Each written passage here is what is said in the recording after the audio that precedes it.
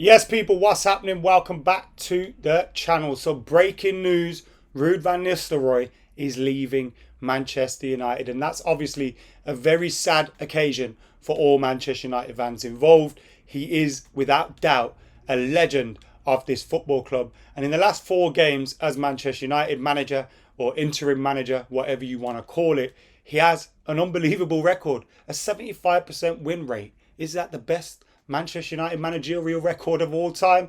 Probably. Obviously heavily helped by the fact that he only managed 4 games, but nevertheless he's done a fantastic job in terms of settling everything before Ruben Amorim could arrive. Now, loads of Manchester United fans have been discussing and debating the reasons why Ruud van Nistelrooy should stay. And obviously, it'd be great to see a legend like Ruud stick around at the club and be a part of, hopefully, a successful period for Ruben Amorim and Manchester United. But I'm going to tell you why I think it is ultimately, whilst it's a sad decision, I think it's the right decision for Ruud van Nistelrooy to leave this club. We'll go through the statements as well. We'll have a look at what Ruben Amorim told Larry Whitwell in his press conference after his final game for Sporting Lisbon before he flew into Manchester, into Carrington. We've seen the pictures of him meeting all the Ineos-led team. And obviously before communicating his decision to Ruud van Nistelrooy. Get your thoughts in those comments. Make sure you're hitting that subscribe button, you're liking, you're commenting, you're sharing. Manchester United released this statement today, a very short yet sweet statement saying Manchester United can confirm that Ruud van Nistelrooy has left the club. Ruud rejoined in the summer and has taken charge of the team for the past 4 matches as interim head coach. Ruud is and always will be a Manchester United legend. That's not me saying that, that's the statement, although I obviously agree with that. We are grateful for his contribution and the way in which he has approached his role throughout his time with the club. He will always be very welcome at Old Trafford. Rennie Hack, Jeletan Rulevar and Peter Morrell have also departed and we wish them all well for the future. We will confirm the full men's first team coaching composition in due course. That is obviously expected to be the team that Ruben Amorim will be bringing over with him from Sporting Lisbon.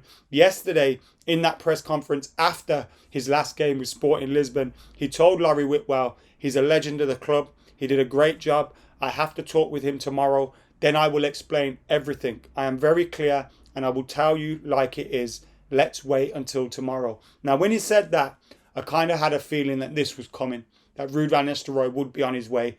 Obviously, Ruud van Nistelrooy has been saying and every opportunity that he could that he would like to stay at Manchester United and help us be a success again.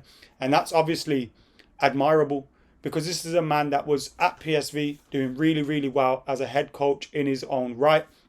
He left PSV Eindhoven. He could have gone to a few clubs and had a decent managerial position of his own right. And he chose to come and help Erik ten Hag. But I think it's the right decision that Ruben Amorim lets him go for the simple fact that Ruben Amorim, as new Manchester United head coach, shouldn't be forced to have anybody in his team that he doesn't necessarily see fitting in or have a space for. We don't need people just hanging around the club just because they were legends of the club in the past. Now, of course, as a coach, as an assistant, as whatever, Ruud van Nistelrooy obviously has a lot to offer. But Ruben Amorim also has his own team. Also, in terms of Ruud van Nistelrooy, I'm sure he has desires and wishes and hopes of his own in terms of becoming a big football manager and eventually probably ending up as Manchester United manager. That seems like his dream. It's something he speaks about quite a lot. But is he going to be able to do that if, God forbid, let's say Ruben Amorim comes in 2 years, we're looking at another change of manager and Ruud van Nistelrooy has been there as part of 2 managers' failed coaching staff. I don't think that would reflect well on Ruud van Nistelrooy either. And if he did have desires on becoming Manchester United manager in the future, that will probably put an end to all of that. So ultimately, I think it's best for both Ruben Amorim, Ruud van Nistelrooy, and probably best for Manchester United as well. Of course, we'd love to see Ruud van Nistelrooy sticking about and, having an influence on things and all that kind of stuff. But it's just not going to be the way, is it? Now, we beat Leicester on the weekend. I didn't do a review. Apologies for missing a few reviews. I've been away for my friend's wedding, and it obviously was a bit of a mad one. But Seeing us, I got off the plane and saw the final result, checked out the goals and everything. I thought they were real good goals. Bruno Fernandes with a couple, well set up by Amad Diallo. I thought Amad Diallo was absolutely terrific and showing why he should get a chance in the team. I also think Ruud van Nistelrooy has done well in terms of getting performances out of the likes of Amad Diallo, Manuel Ugarte as well, who I've got, a couple of games ago I was going, I can't see really, and I know it was early, but I couldn't really see what he had in his locker. And he's been showing a lot more of that in the last couple of games, and especially under Ruud van Nistelrooy. So it's nice to see Manuel Ugarte settling in as well, and Amad Diallo finally getting some of the game time he deserves. Alejandro Garnacho scoring a fantastic goal as well. I'm going to be making a video on some of the ridiculous narratives I'm seeing around Alejandro Garnacho. That will be out for you tomorrow. It was going to be my video for today.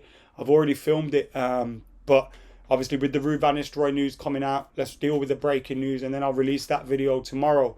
But I do think some of the narrative and the talk around Alejandro Garnacho is incredibly daft, and it was great to see him get a goal, and a really good goal at that. And his goal record this season's looking good. He's already on track to beat his goal output from last season as well. I think only Cole Palmer has more goals and assists than him. No, that's not the stat that I've seen. Sorry, let me read that out. Cole Palmer only has one more goal contribution to him than him this season. And we're looking at a player that everyone goes, he's the best player in the Premier League and all that. Alejandro Garnacho isn't doing too badly. Of course, he could improve. But anyway, I'll save that for the other video that we're going to release tomorrow. But yeah, really good to see Ruud van Nistelrooy settling things. And I think that's important as well, in terms of really settling everything down before the new manager came in.